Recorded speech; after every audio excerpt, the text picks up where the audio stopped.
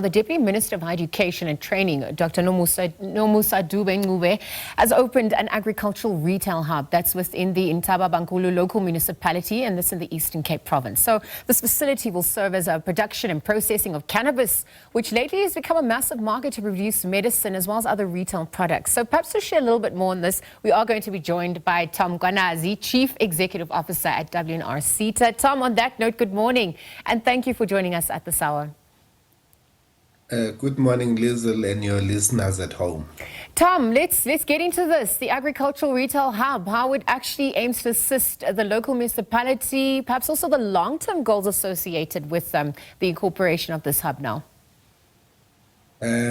Lizzle, thank you so much. Remember, W&R SETA's role really is to facilitate skills development for economic growth and creating employment opportunities and also creating employment. So, and our role, therefore, is to support also, one of the roles is to support TVET colleges. And we've then funded this project to the tune of 80 million rands so that we can create opportunities for rural communities so that it can then create those opportunities for young people to get skills.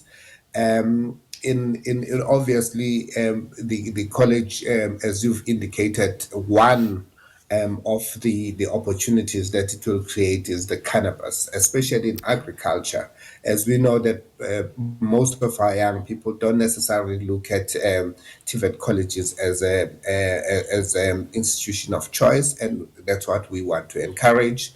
Two, we would like that agriculture become also a career of choice, because at the end it ends into retail, where a lot of opportunities then get created for young people to get skills, as we know that there is a youth unemployment in the country, and there's also this thing that everyone wants to go to cities and urban areas, and we would like those that are leaving school finishing matric to then take those opportunities and create those opportunities in their own areas, so that their towns develop and they become and create those opportunities that usually are competitive if we take them into urban areas. So I think that's where we have looked at this particular issue and then decided as a SETA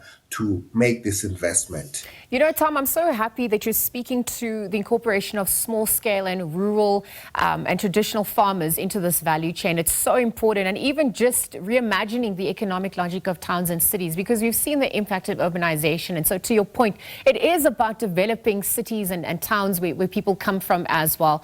And specifically, if we look at, this municipality building the retail hub there, talk to us how strategic you were about that. And if we're even just looking at the role of production, cannabis, this massive market that is erupting. I mean, there's obviously standards and quality assurances that have to be handed over by SAPRA and other regulatory bodies. So how has that also been incorporated? What do those timelines then ultimately look like as well before we access them?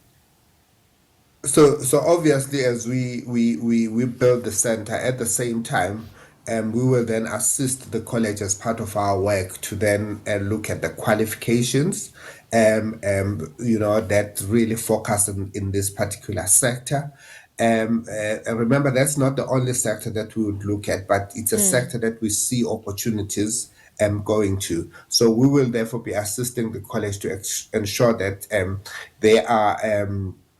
They've got the equipment, technology equipment, so that equipment makes sure that when young people get there, they've got the skills, but they've got also the qualification. They really understand the standards.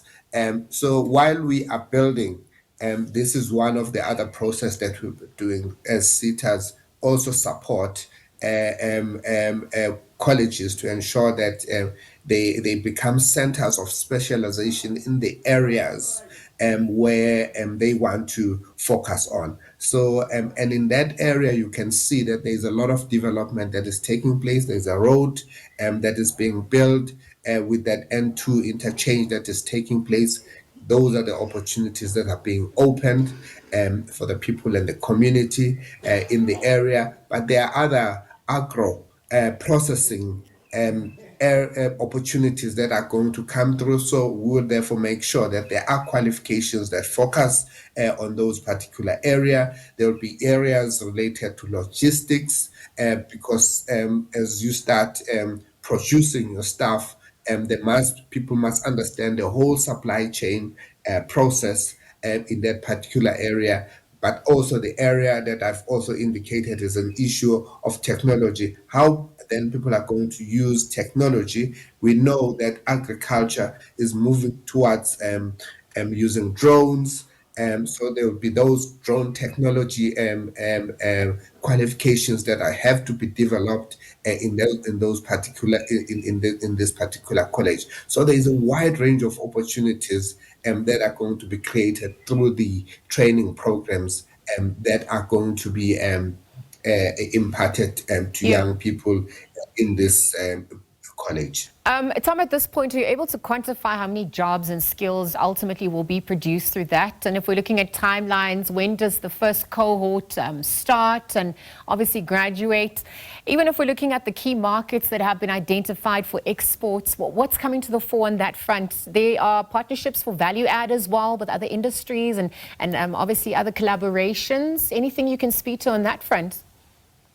Obviously, there is collaboration with other SETAs that we are going to work with. Remember, we are just only in the wholesale and retail space, so we're going to be starting to work with the SETAs that are in the ICT sector, and that's one area that we are focusing on.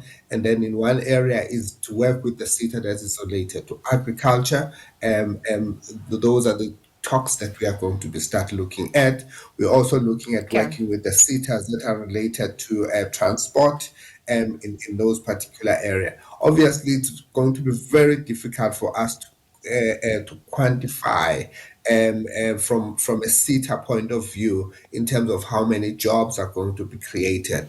But any college will have a number of spin-off. Just one person appointed getting a qualification and working probably would be assisting, about 5 people. So if we get, young 5 or 2 people Thanks, have Tom. assisted. Yeah. Well, let's see, obviously, as the work continues, but thank you for speaking to this at this hour. Tom Mkhwanazi, Chief Executive Officer at W&R SETA, of course, just speaking to that agricultural retail hub that will be in development.